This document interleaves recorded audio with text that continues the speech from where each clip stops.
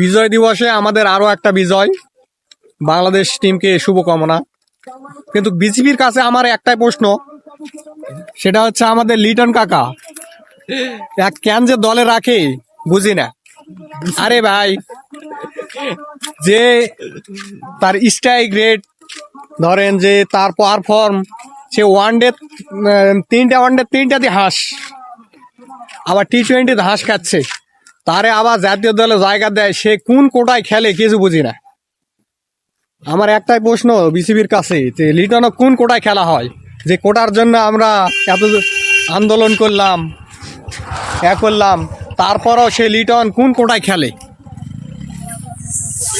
সেই লিটনকে আবার জাতীয় দলের ক্যাপ্টেন করে, টি-20 ক্যাপ্টেন করে তাকে খেলানো হয়।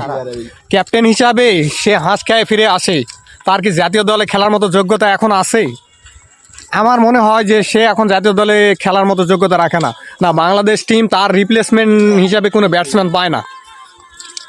তো তার রিপ্লেসমেন্ট হিসাবে যদি কাউকে না পায়, তাহলে তাকে ওয়ান ডাউনে না খেলেই সেখানে পারভেজ হোসেন ইমনকে নিয়ে যায় বসে রাখা হয়, তাকে খেলানো যেত না? একটা ম্যাচ অন্তত ট্রাই করা যেত তাকে দিয়ে। সেটাও বাংলাদেশ টিম সেটাও করলো না। টিম সিলেক্টর আছে, এদের কাছে আমার একটাই প্রশ্ন, যে কি কারণে লিটনকে মানে বারবার সুযোগ দেওয়া হচ্ছে, যে পুরোপুরি ব্যর্থ হয়ে যাচ্ছে সে প্লেয়ারকে আবার কি জন্য জাতীয় দলে চান্স দেওয়া হচ্ছে, আমি এটাই ভাবে পাচ্ছি না। আমার দেশবাসীর কাছে এবং বিসিবির কাছে একটাই প্রশ্ন, যে লিটনকে কি কারণে খেলানো হয়, সেটা আমার প্রশ্ন।